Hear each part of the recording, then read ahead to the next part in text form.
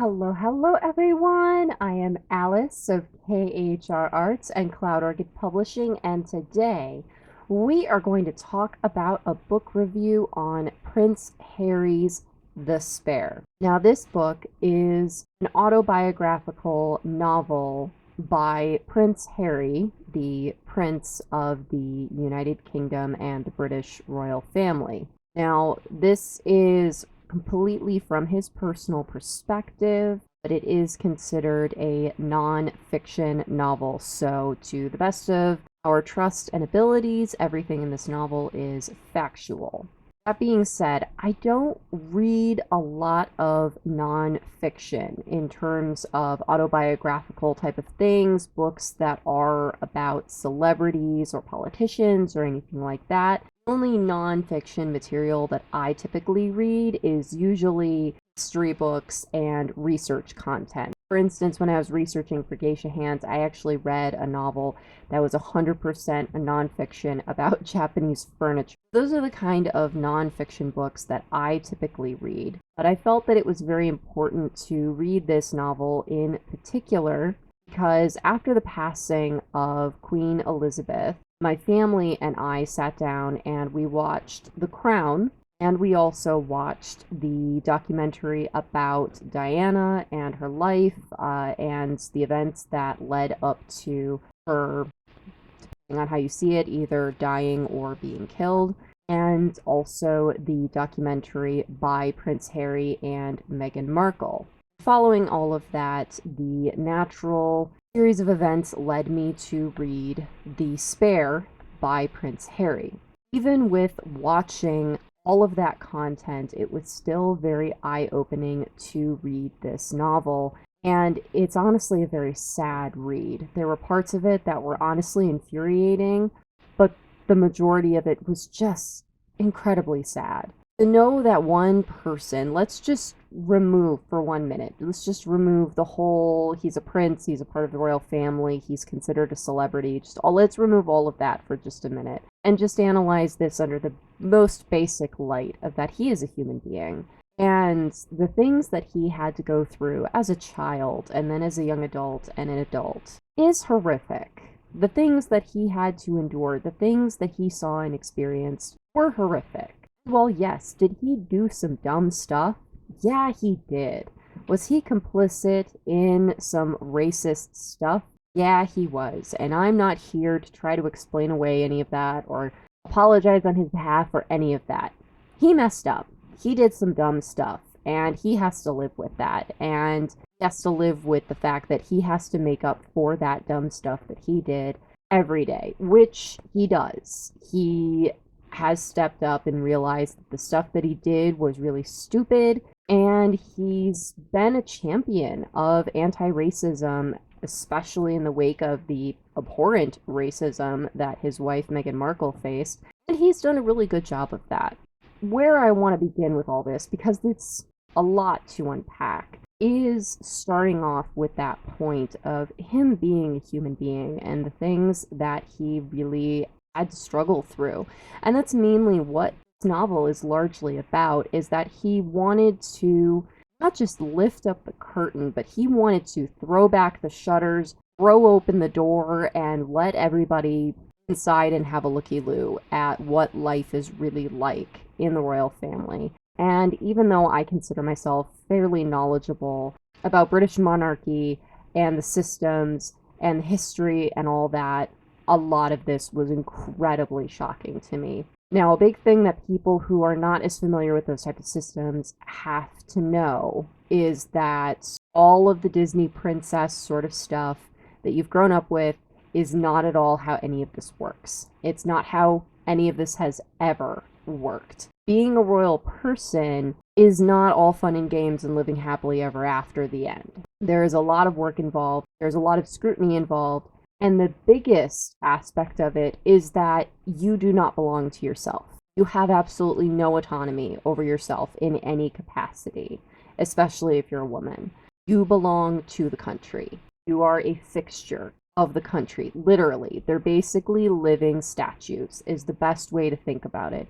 Is that they are these elevated figures that are there to represent the country as a whole. Kind of how we have a president and politicians and things like that. That's kind of what the royal family is, except for they don't really have a part in passing laws or anything like that anymore because they have the prime minister and the parliament. That's now their job. The royal family is mainly figureheads. And so they're supposed to represent the culture and the history of the country. That is what they're there for, is to uphold all these very complicated and very ancient traditions and to carry out all of this cultural heritage type of stuff. That's, in a nutshell, what their job is. And they have zero autonomy.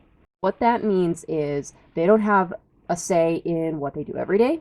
They don't have a say in what kind of work they're allowed to do. And they don't even really have a say in who they get to be friends with, who they get to be romantically involved with, who they get to spend time with on a regular basis. I mean, for goodness sake, they don't even get a say in where they're allowed to sit at the table for any meals or what they're allowed to eat when they're all together. I mean, every single facet of their life is accounted for. Every moment of their day is scheduled out. And the powers that be over the royal family is the crown, which at the time was Queen Elizabeth, and the household. Real people in charge. The people who were in charge of handling everything with the press, the newspapers, and the television companies, making sure that everybody played ball and everybody at least kind of followed the rules, because that's also what this book is about, is that a lot of these media personnel did not follow any sort of rules or decorum or even just morals, just basic morals, and treating people like human beings was apparently too much to ask. And so all of that was just a perfect storm for just a lot of people that are not very well adjusted, that are very departed from regular people and reality, and have no idea how to exist in the world at large. They only know how to exist in the gilded cage that has been created for them. So first things first, that's kind of what you need to know to really understand the viewpoint of Prince Harry. So the novel basically covers the entirety of his life thus far. It starts off with his young childhood and moves through what it was like for him going to school, what it was like for him when his mother, Princess Diana, was alive, goes through what it was like dealing with his parents divorcing and all of the ugliness of that, eventually then Princess Diana dying, and him having to go through the grief and tragedy and loss of that, and then him kind of muddling his way through his teenage years because, again, not very well adjusted, and therapy was very frowned upon in the royal family. Not only that, but in the UK at large, it was seen as a very shameful thing that there was something wrong with you if you needed therapy. So he didn't get therapy for a long time, and that was a big problem. He carried around a lot of emotional baggage for far too long, carried around a lot of honestly dangerous coping mechanisms for far too long,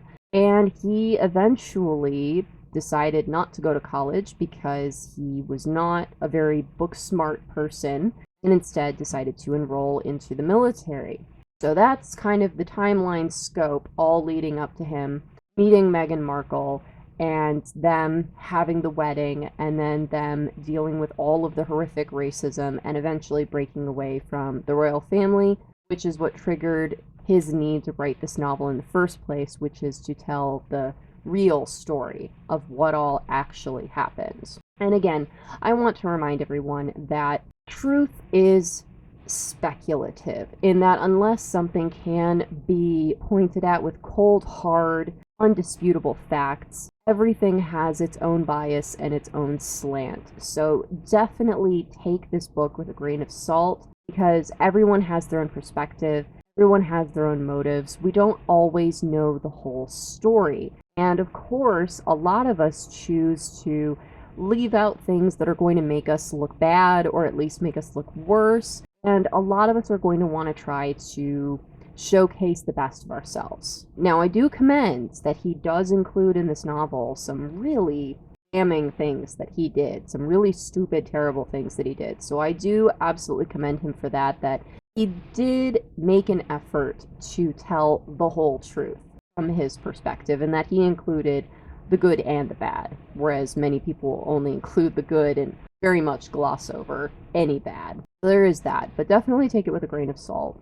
I was reading this from the perspective of that I wanted to know more about Princess Diana's death because as a child of the 90s, Princess Diana was a huge figure in my childhood. I loved her. I looked up to her. I thought she was the most amazing person in the whole world. And I mourned her death with everybody else. I mean, she was beloved globally. Everyone loved her. And so being able to learn more about her and the history of her life through the lens of one of her sons was something that I very much wanted to do, as well as I also wanted to understand a bit more about what life was really like for the British royal family and the dynamics of that and what that looks like. And not just from a whole, woo, the royal family, woo, celebrity perspective or anything like that, but also from the lens of that I'm a writer. And a big chunk of my novels that I have lined up, because y'all, I have a database of novels that are partially written. That's how I'm able to turn them out the way I do. Many of them are historical fiction. And so being able to get kind of this insider look into the mechanics of how the monarchy works and how the royal family works and how things actually look like in the day-to-day, not just what they show us, what actually happens behind the curtain and all that, is really helpful for me as an author to be able to write those kind of stories and have a more accurate perspective of what a monarchy looks like and how it functions. So one of the big overarching themes of this is the obvious racism and also the covert racism that is prevalent in the UK.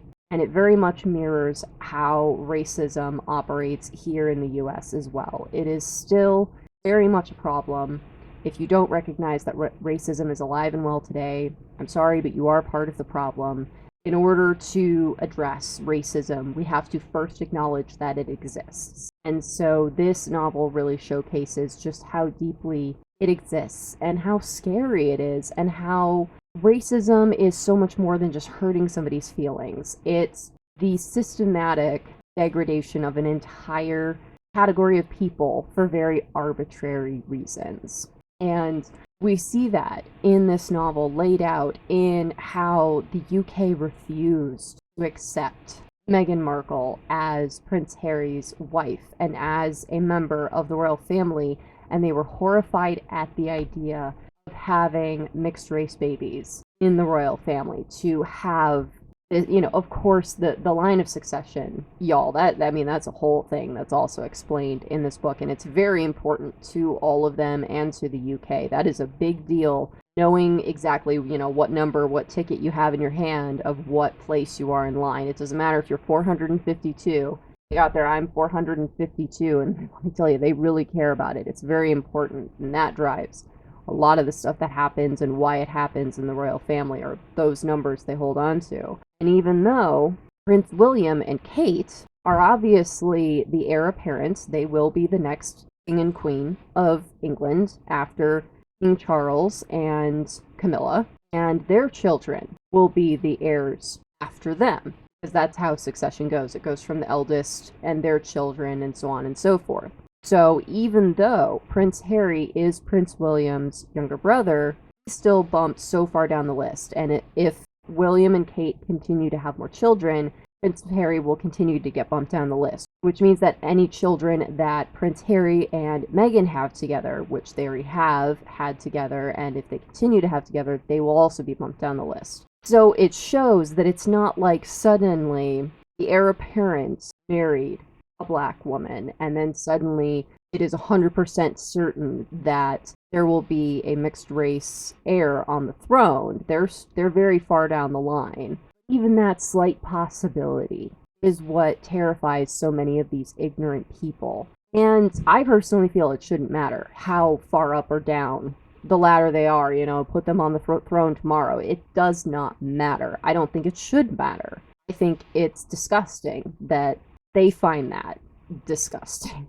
But I digress. That is the root of their racism, that it's this white nationalism of, we need to keep the royal family pure and all that garbage, grossness. And so they attacked Prince Harry and largely Meghan Markle for that, to the point that they literally drove them out of the country and they were driven from the royal family. So that is true. That it wasn't just that Prince Harry and Meghan Markle just gave up their titles and ran away. That is not what happened. What happened was they tried at every turn to work together with the royal family, work together with the palace, the powers that be. They tried to work together with the media. They tried everything. And they were told at every turn, we don't care. We don't care about you. We don't care about your feelings. We don't care about your safety. Deal with it. And it got to the point where it was their personal safety was at risk. And we have to remember, Princess Diana, if it is to be believed, what Prince Harry says in this book, that she was in fact killed. She didn't just die in a car accident. It was systematic and she was killed. She was white. You could imagine what kind of nefarious plotting Prince Harry was terrified of potentially happening to his own wife, with all of that hatred behind her, because Princess Diana was beloved. She was beloved, and she was killed because she was taking too much sparkle away from the rest of the royal family. Couple that with Meghan Markle being a black woman and having all of that hatred and racism behind her, it would have been only a matter of time before something tragic would have happened. And in fact, they do talk about in the novel that there were attempts. They received death threats, that there were attempts, that there were people that broke into their properties and made life terrifying for them and for Meghan Markle's family members. And the fact that nothing was done about it. That was what the final straw was for them. And then the royal family decided, we don't want to deal with this anymore. We don't want to deal with you anymore. You're only causing problems for the rest of us. Bye. They literally cut off all their funding. They cut them out of the royal family and gave them exile. That was what they were given. So they didn't just throw their crowns out the window and go, peace, bye, we're out. They were kicked out. And they were kicked out in the most horrific way, in that they were given no money, they were given no time, and they were given no protection. So they were suddenly without any sort of security, and they had people who actively wanted to kill them. Can't imagine anything more terrifying. And regardless of what personal feelings you might have about Prince Harry, about the royal family, no one deserves that. That is a horrific thing to have to go through, to suddenly be literally thrown to the wolves. That's not okay. And the fact that their own family members did that to them, that's messed up. I will admit, there were times that I was reading this novel that I cried. And I'm not the kind of person who cries easily. I don't just, I'm not one of those people that watches a movie and I just start crying. I'm not that kind of person. But some of the things that I read were just so terrible. And then surprisingly, there were some things that I actually very much empathized with that really touched home for me, made me cry or made me come close to crying. So I do warn you, it is a tough read. It is a very tough read, and if you are the type of person who does get easily emotional reading a book or watching a movie, I want you to be prepared reading this book. It's not easy. And the fact that I cried multiple times reading this book, you're probably gonna bawl your eyes out. It's tough. Of course, there's no way that I, an average American person, can relate to on any sort of level what it's like to be a British royal prince. Though literal worlds apart, an ocean apart, worlds apart, just so far apart. But the things that personally touched me reading this novel was first the death of his mother, Princess Diana. And I am very lucky and very blessed that I have both my parents, and I hope it is a very, very, very long time before I know what that feels like. But I have lost a very important person to me. Back in 2016, I lost my maternal grandmother, who was also my live-in nanny for the first 12 years of my life. She was a third parent to me. She was the one who was there for me on a daily basis. She was the one who really raised me and instilled so much of who I am today. She was my greatest champion. Reading that Prince Harry, in response to the news that his mother had died, he didn't believe it. And of course, what child, and please remember, he was a child when this happened. What child is going to be able to deal with that kind of news? And not only that, the way that she died, the fact that she was killed by the paparazzi. The paparazzi drove the car into a tunnel, and somehow nobody knows exactly 100% what happened, but basically they caused the car to crash into the wall of the tunnel. None of them helped. They all just stood there and took pictures of her while she was dying. And that is horrific. And the fact that Prince Harry's response to hearing that was that he decided to fabricate this denial that she was not actually dead, that this story was she fabricated it, and that she faked her death in order to go into hiding, in order to escape the paparazzi and from all of the nefarious behind the scenes stuff that was happening to her because of the way the royal family treated her. He held on to that, not just for a period of time while he was a child dealing with this grief. He held on to that into his years as a young adult. It took him until he was a full-grown man to finally have the courage to have the official report of the incident brought to him with the pictures. He was finally able to accept reality. Now, how could I possibly relate to that? My nanny. Well, I am going to be 35 years old in only 5 days. And 7 years ago, when I got this news, I decided to fabricate the denial. I just haven't visited her for a while. She's not dead. We just haven't gone to visit her for a while. We will, eventually. And I still hold on to that. Of course, there is a very small portion of me that knows that's not true. That little denial lie is the thread that's holding my sanity together in that department of my brain. And so the fact that I know what that feels like to have your brain fabricate such a bizarre and clearly not true denial in order to protect yourself mentally, you know what that feels like. To know that he basically went through that alone because he didn't get therapy, he didn't get sympathy or care. In fact, I was horrified.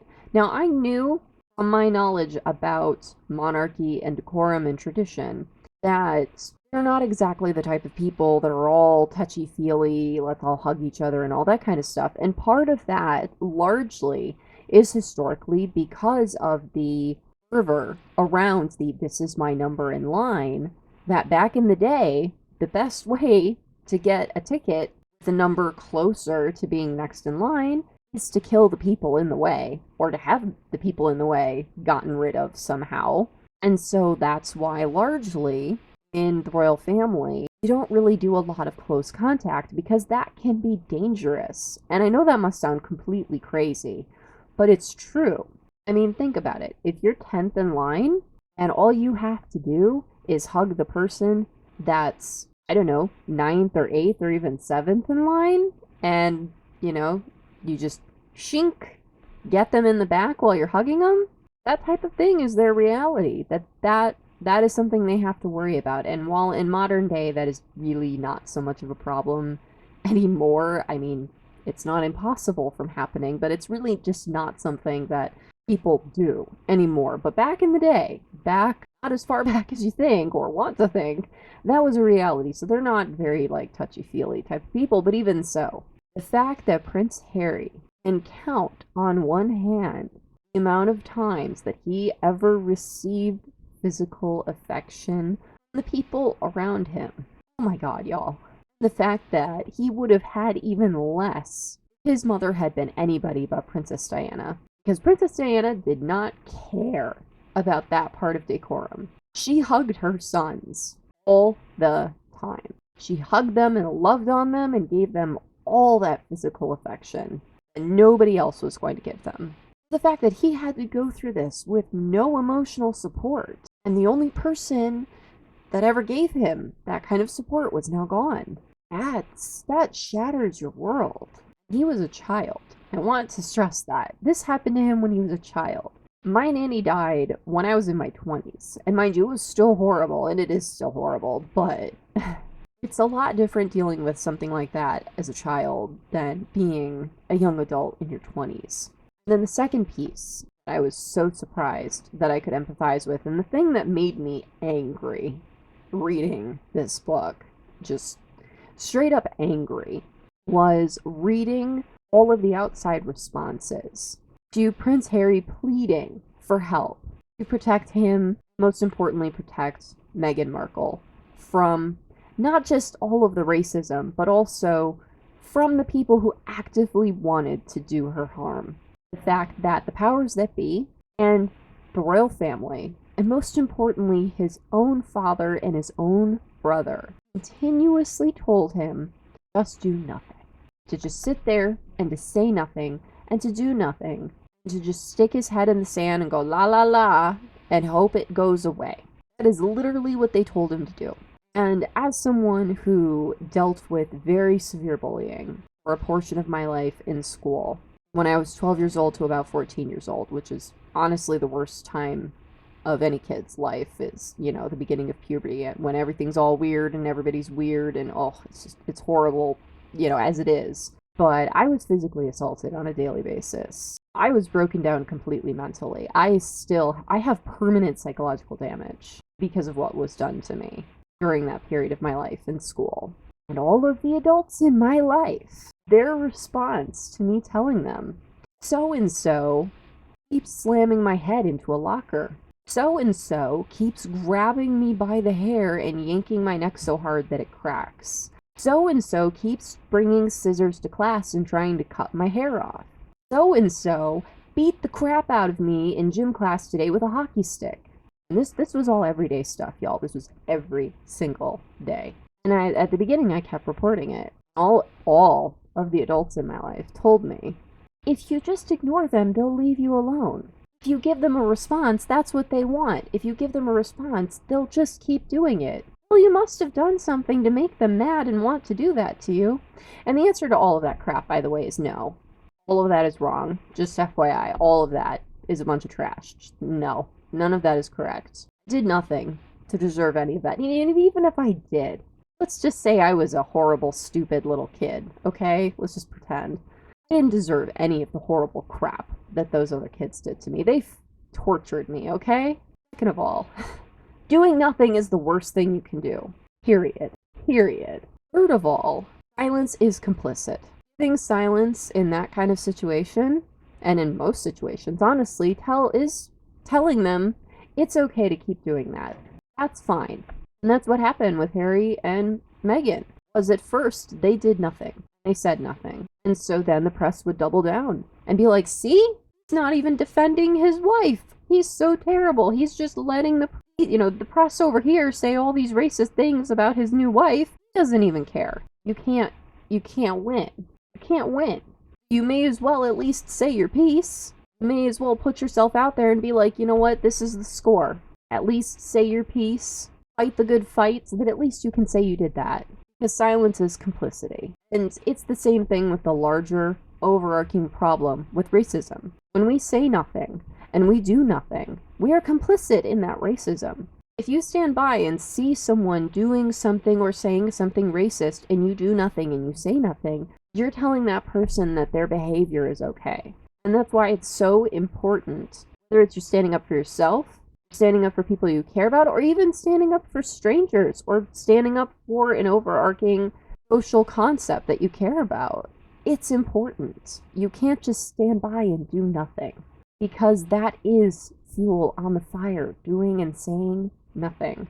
And they found that out the hard way. And so Harry started fighting back when he saw that silence was not helping them. In fact, it was hurting them. So he started fighting back. And then the royal family got mad at him, because then that started causing problems for all of them. Because then the eye was turned on them of, Prince Harry's not cool with this. Why is the royal family cool with this? Why aren't they speaking out? Why aren't they doing anything to protect their new princess? Do they not care about her? Are they okay with this? And they didn't like that.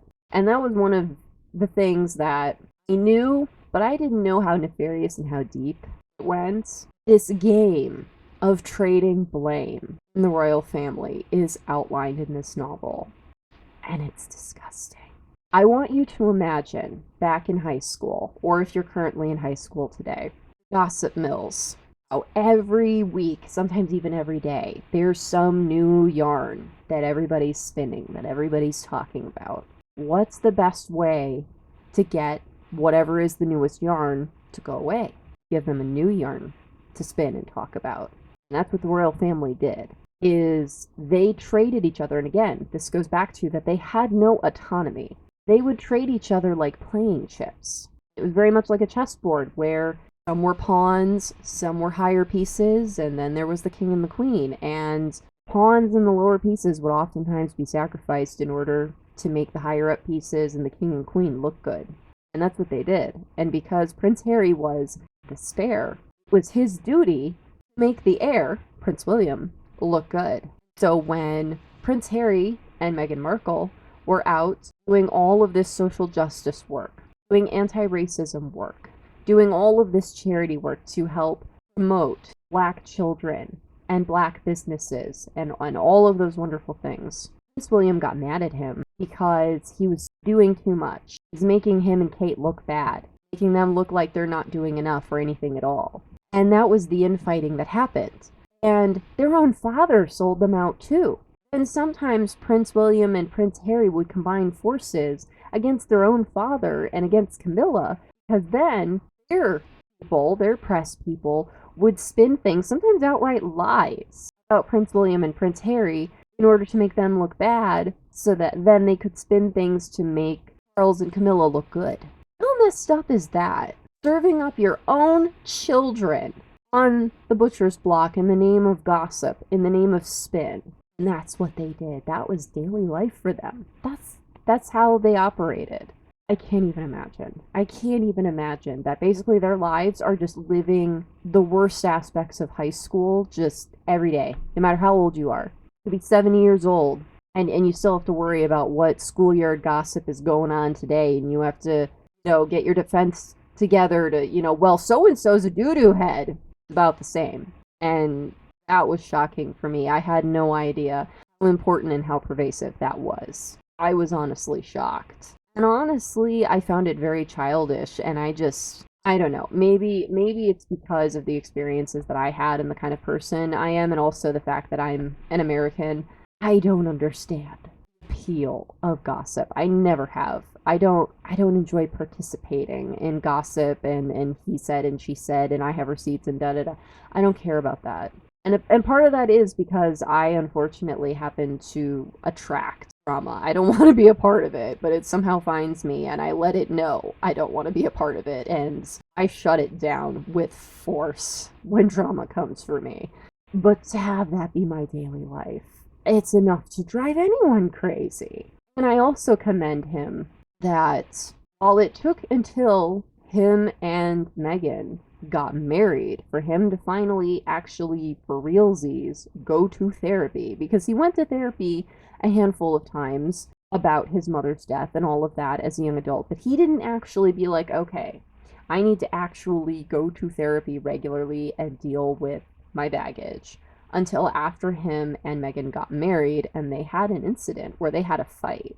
And she told him, the way you treated me was unacceptable. You need to fix yourself before we can continue in this relationship. And I mean, first of all, bravo to Meghan, standing up for herself and saying that. Too many women, and not just women, anyone in a relationship, but unfortunately it largely happens to women. But whenever you stand up for yourself in a relationship and say, you know what, that was unacceptable. What you said to me or what you did to me, that's not okay. And you do it with the intention of, I want to continue this relationship with you, but I am not going to tolerate X. In order for this to continue, you need to fix X. That is healthy, mature, emotionally aware relationship, and my goodness, is she amazing. And bravo to Prince Harry for taking that and being like, you're right. I need to fix this. I need to fix me. And he followed through with it. And nobody's perfect, you know? There are more incidents in the novel that he covers where he continues to mess up. He continues to do things because we're people. No one's perfect. You know, if it doesn't matter how much therapy you have, it doesn't matter how much healing you have. You're still going to have instances where you're going to mess up. The difference is, what are you going to take when you mess up? You're going to recognize it and apologize for it and move past it. Is the question. Or are you just going to continue to be mired in your own crap and continue to be a bad person? That's the difference. And the fact that he chose to do the hard thing and to go to therapy, especially when therapy is so frowned upon in the UK, and of course, frowned upon in the royal family, because he said that he had to basically go to therapy in secret, and they didn't even cover in the novel what kind of hoops he had to force that therapist to go through to make sure she didn't do anything to leak to the press. But if the press found out, they would have had a field day with that. It would have been absolute craziness. You know, Prince Harry's a lunatic is basically what they would have put in the papers. It would have been terrible. And I mean, I think that's disgusting that, you know, that whole archaic mindset is still going on over there, that you're a lunatic if you're going to therapy. I mean, honestly, I think it's the opposite. Going to therapy, it means that you're trying to be a better, balanced, healthier person, rather than just carrying all that crap around with you and pretending you're fine. As somebody who carried around their crap for a long time, pretended they were fine for a long time, and now has been in therapy for over 5 years, is actively fixing their crap. I get to say that. I know what that's like. It's not a fun journey. I can't even imagine if I was from all sides, including my own family, told you can't do that, and then actively belittled and made fun of and treated like I was a raging lunatic. Yeah, no, I can't imagine. Last point that I wanted to cover is, again, this poignant aspect of they have no autonomy. What really, really did it for them was when, let's face it, when Meghan fulfilled her duties and had children for Prince Harry. Because if you're a woman marrying into the royal family, that is your job, is to have children, specifically male children. That's your job. It's archaic, and it's a whole lot we're not going to unpack in this video. But yeah, she fulfilled her duty, having children for Prince Harry and largely for the royal family. But how that was handled, and the fact that she received so much grief, the fact that they did not tell the press when she actively went into labor, and they did not let the press swarm the hospital while she was actively giving birth, and then she did not immediately after giving birth come outside to take pictures with the newborn infant for the press. But they kept it all hidden, and she gave birth in private. And then it wasn't until, I can't remember specifically if it was like several days or even a week later. It was X amount of time later. Then they let the press know, hey, we had the baby. And then they arranged for the press to be able to take pictures. I have no children. I have never been pregnant. Knock on wood. I never want to be pregnant. I have no idea what being pregnant and what giving birth feels like. I have seen it with many of the women in my family, with my own mother. My little brother is 7 years younger than me. I actively remember when my mom gave birth to my brother. I remember what it was like watching her recover from that. I remember several of my cousins being born at different points in my life, all the way up into high school, and seeing my aunts and my cousins and things like that recover from giving birth. And now as an adult, the things that I have learned about the physicality of giving birth and recovering, I want you to think about that right now. That the royal family and the media expected Meghan Markle to give birth and everything that comes with that. And, you know, it's not just like a Pez dispenser where the baby just pops out, ta-da. Like, there's a lot of body fluids. There's a lot of blood. There's a lot of things that get torn down there. There's just a lot of trauma. You are shoving a whole person out of your body, out of a very small opening, by the way, that suddenly grows way bigger than it normally is, which is just bonkers. So also the fact that your body just suddenly turns into a Stargate all by itself, and that can't be comfy. And literally, within moments after going through all that, they want you to somehow clean yourself up, be a person, not be dazed and, like they want you to be a whole, coherent person. Put on a nice dress and look pretty and go out there and stand. Stand. That was the part that really got me because I remember videos and the pictures of Princess Diana standing on those hospital steps holding Prince William and then doing it again with Prince Harry.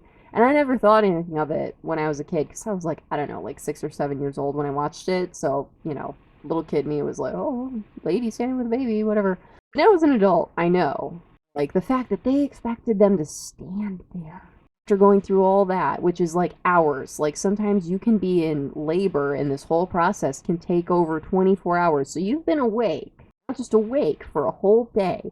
Your body has been actively going to war with itself for a whole day. And then your body literally destroys itself and shoves a whole person out of it. And then they want you to clean yourself up, put on a pretty dress, put on some pretty makeup, and go stand with your baby. Stand.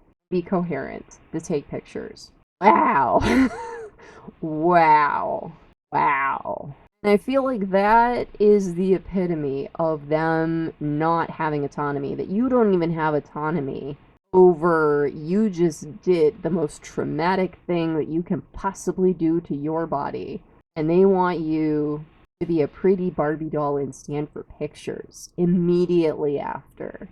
And it's expected. And the fact that they got just raked over the coals not participating in that lunacy, and that they let her give birth in private and then have however many days it was to recover, she could be a whole coherent person when standing there to take pictures holding her child. Not only that, I've read that the first few moments after birth are some of the most important moments in child development. Those first moments when baby meets mother, that there are actual chemicals released in both the mother's brain and the baby's brain for them to bond.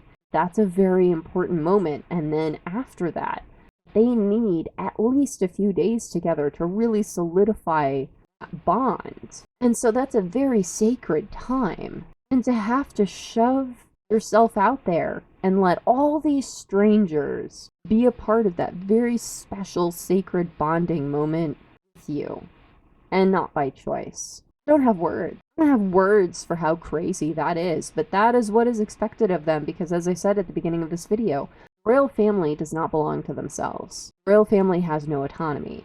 They belong to the country. They are not seen as people. They are seen as these cultural figures that uphold all of these ancient traditions. So regardless of how we may feel about what those traditions are and what should and shouldn't change in modern day and all of that, that's, again, a whole other discussion. I just want to outline for y'all the gravity of what their lives were and what Prince Harry and Meghan had to face and what ultimately drove them to make decisions that they had to make and then led to them being exiled from the royal family and basically from the UK. And yes, there are aspects of this story that are problematic, and there are aspects of reading this novel that were hard to read. Honestly, were hard to read. But at large, we have to remember at the end of the day, they are two people. They are two human beings. And what they had to experience was unacceptable. And I'm really glad that they were brave enough to come out and tell everyone their story. I do believe that Princess Diana having the courage to come out and tell her story was the catalyst for why Prince Harry felt courage to be able to tell his own story, because his mother did it first. And I feel like that's really reflected in this novel. In this novel, I really see a lot of the same elements of courage that Princess Diana had in the book that she had written about her experiences with the royal family, and also in the interviews and the documentaries about her and her life. So, like mother, like son. That's all I have for this book review. I didn't want to go too much into too many details because even though we all know how the story ended, I mean, unless you don't have access to the news and you didn't know this was going on, in that case, there's going to be a lot of surprises for you in this book. but I didn't want to spoil a lot of the different things that are revealed in this book so that y'all can read it for yourself and experience it for yourself. I wanted to very much just cover a lot of the overarching concepts presented in this book along with my personal feelings about it. So, hope you all enjoyed this video. If you did, please be sure to give it a like, and if you're new, subscribe. All right, everyone, thank you so much for watching. Take care. Bye bye.